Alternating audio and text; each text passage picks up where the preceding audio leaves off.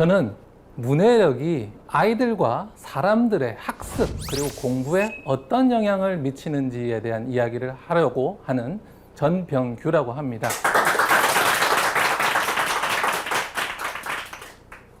요즘 사회적으로 문해력이 굉장히 화두인 거 많이 보고 느끼시죠? 네, 뉴스나 신문에서도 문해력에 대한 이야기를 굉장히 많이 하고 있는데요. 학교에서도 아이들의 문해력을 키우는 것이 요즘 첫 번째 과제라고 할 만큼 열심히 하고 있습니다. 이런 것들과 연결해서 문해력 논란들도 여러 가지가 일어나고 있습니다. 대표적으로 사흘 논란, 그리고 두 번째 금일 논란, 세 번째 마지막으로 심심한 사과 논란이 있는데요. 들어보신 분들도 계실 테니까 간단하게 설명해 드리도록 하겠습니다. 첫 번째 사흘 논란은요, 대체 공휴일과 관련된 논란인데요. 8월 15일이 토요일에 걸리게 되면서 이 8월 15일을 월요일로 옮겨지면서 휴일이 3일이 되었는데요. TV와 신문에서는 연휴가 사흘 연속으로 이어지게 됐다, 이런 기사들이 나왔습니다.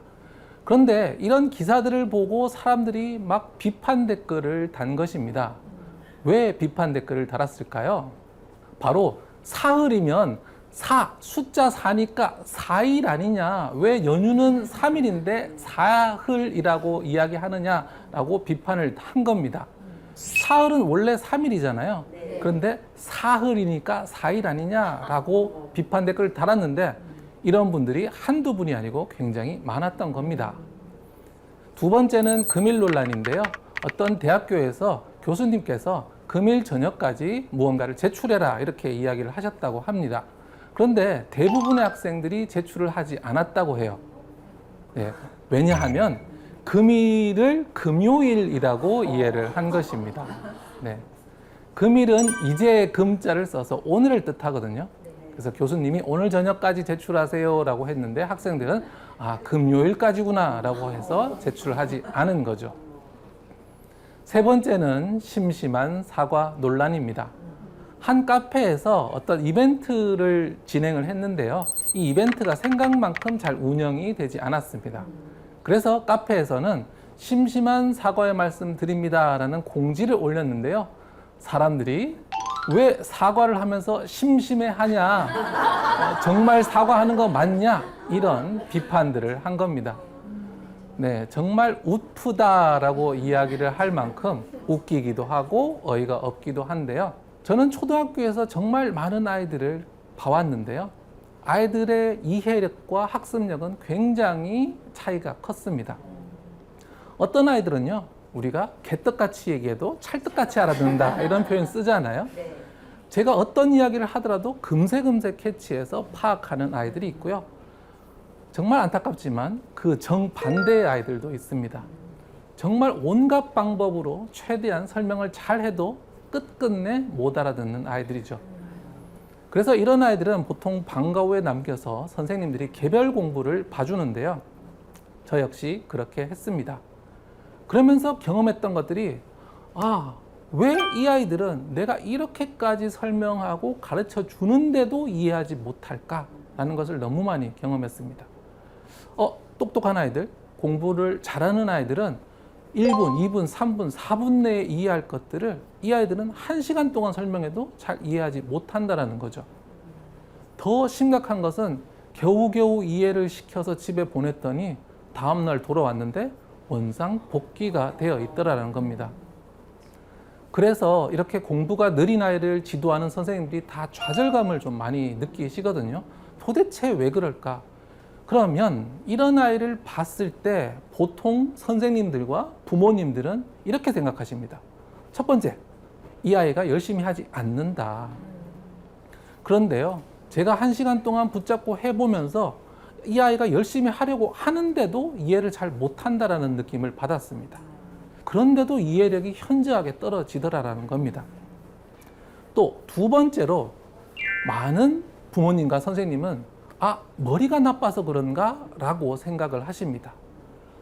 그럴 수도 있지만 제가 생각할 때 교육을 하는 부모와 선생님이 머리가 나쁘다라고 이야기를 해버리면 안 될 것 같아요. 왜냐하면 더 이상 개선의 여지가 없잖아요. 머리가 나쁜데 어쩌라는 겁니까? 끝인가요? 아니죠. 그래서 저 역시 이 두 가지 이외에 다른 원인이 무엇일까라는 고민을 가지고 계속 교사 생활을 했습니다.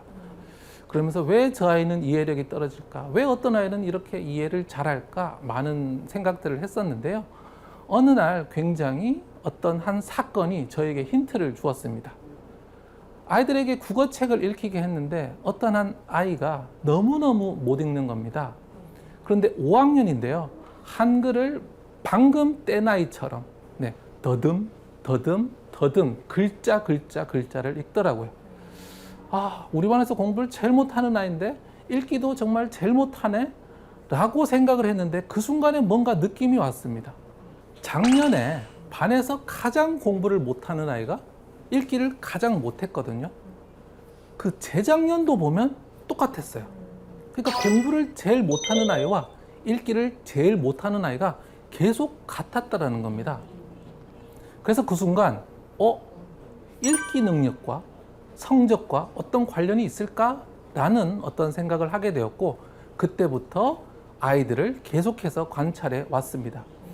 이렇게 수많은 아이들을 관찰을 하면서 제가 발견한 것이 정말 읽기 능력과 성적 간에 밀접한 연결성이 있구나라는 것이었습니다. 최하위권 아이들, 이 5% 아이들은요, 읽는 것을 너무너무 어려워했습니다. 고학년이 저학년처럼 단어 단위로 멈추고 계속 틀리면서 제대로 읽지 못하는 거죠. 그리고 그 위에 15%의 하위권 아이들은요, 최하위권보다는 낫지만 여전히 느리고 많이 틀린다는 그런 특징을 보였습니다. 그 다음 60%에 해당하는 대부분의 중위권 아이들은요, 겉으로 볼 때는 큰 차이가 나타나지 않았어요. 그런데 글을 읽은 다음에 내용을 잘 모르더라라는 겁니다. 이 영상을 보시는 많은 부모님들께서 아이에게 한번 책을 읽히고 물어보세요. 무엇을 읽었는가? 그러면 60%가량의 아이들은 읽은 다음에 그 내용을 잘 설명하지 못할 겁니다. 상위권 아이들은요, 내용 파악을 잘 한다는 그런 특징이 있었고요. 최상위권 5% 이 아이들은 내용 파악도 빨리빨리 잘 하는 데다가 거기에 대해서 자기 생각까지 가지고 있었습니다. 쉽게 말하자면 언어라는 것은 지식이 타고 움직이는 이동 수단입니다. 여러분들 제주도 갈 때 비행기 타시죠? 또 부산 갈 때 KTX 탈 수 있죠? 바로 이런 식으로 사람이 이동 수단을 타고 한 지점에서 다른 지점으로 옮겨가듯이 지식은 언어를 타고 한 사람에게서 다른 사람으로, 한 책에서 어떤 사람에게로 옮겨간다라는 겁니다. 그래서 언어가 없으면 지식을 전달할 수가 없고, 두 번째로 중요한 것은 이 언어의 수준이 아이들과 사람들의 학습 수준과 학습 능력을 결정한다는 겁니다. 자, 어떤 사람은 걸어서 갑니다. 어떤 사람은 자전거를 타고 가요. 또 어떤 사람은 자동차를 타고 갑니다. 어떤 사람은 KTX를, 어떤 사람은 비행기를 탑니다. 누가 더 멀리, 더 쉽게 갈 수 있을까요? 당연히 비행기를 탄 사람이 더 쉽게 멀리 갈 수 있을 겁니다. 아이들의 문해력과 언어력은 지식을 이동시키는 이동수단이기 때문에 아이들이 어떤 문해력, 어떤 언어력을 가지고 있는지가 어떤 지식을 얼마나 쉽고 빠르게 배울 수 있는가를 결정한다는 겁니다. 그래서 저는 학교에서요, 지식을 열심히 설명해 주는 것보다 그 이전에 문해력을 키워주는 데 초점을 맞췄습니다. 왜냐하면 이 아이들의 저 문해력과 저 언어력으로는 제가 어떤 내용을 설명하더라도 그것을 받아들이고 이해할 수가 없기 때문입니다. 그렇기 때문에 특히나 어리면 어릴수록 이 언어력의 격차가 아이들 사이에 크기 때문에 초등학생에게는 문해력을 키워주는 것이 첫 번째 과제가 되겠습니다. 바로 독서예요. 독서를 하면서 언어력이 생기고 이해력이 생겨서 그 언어로 생각을 할 수 있게 되는 겁니다. 그래서 문해력을 높이면 이해력, 학습력의 사고력까지 높아지는 거죠. 그러면 지금부터는 문해력을 높이는 방법 4가지를 설명드리도록 하겠습니다. 문해력을 높이는 첫 번째 방법은요, 바로 독립적 읽기입니다. 독립, 스스로 혼자서 책을 읽어야 한다는 거죠. 우리가 수영을 배우려면 물에 들어가야 되겠죠. 문해력을 기르려면 책이라는 수영장에 뛰어들어야 되는 겁니다. 그런데 하루 이틀 해서는 안 되고요. 6개월, 1년 이상 매일같이 30분이라도 책을 꼭 읽는 습관을 우리 부모님도 가지시고 아이에게 길러주셨으면 좋겠습니다. 두 번째는 지도적 읽기인데요.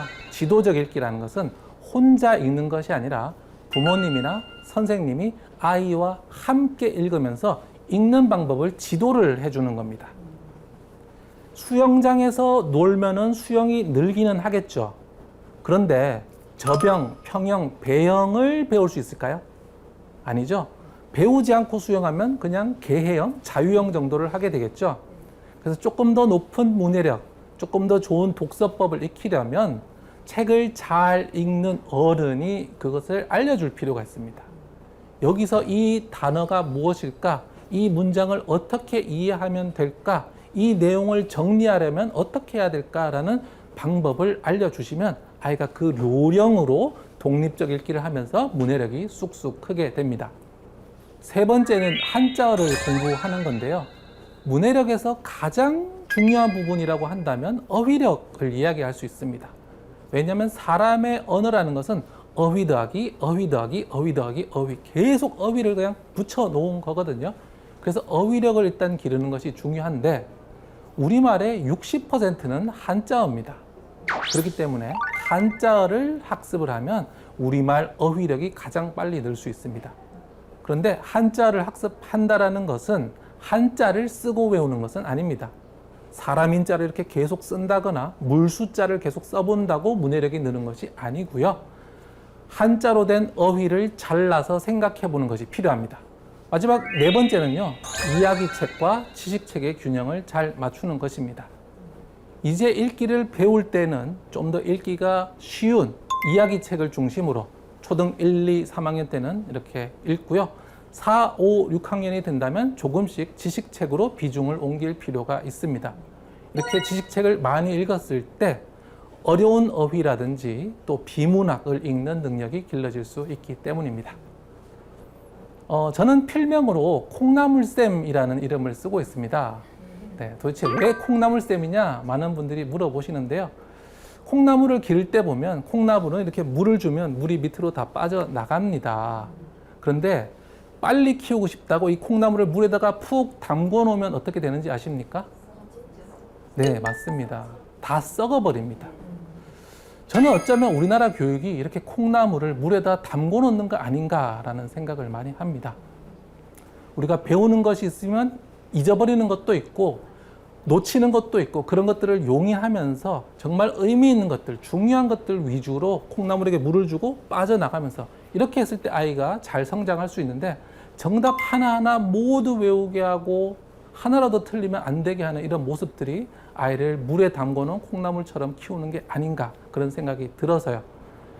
우리 영상을 보시는 분들 다 우리 아이들에게 조금 더 넓은 마음으로 조금 더 기다려주는 마음으로 그리고 가장 중요한 것이 뭔가 문해력부터 길러주고 독서를 하면서 공부를 하면 이 아이가 단계에 맞게 바르게 잘 성장할 수 있겠구나 이렇게 생각하시고 한번 실천해 보시면 좋겠습니다. 네, 감사합니다.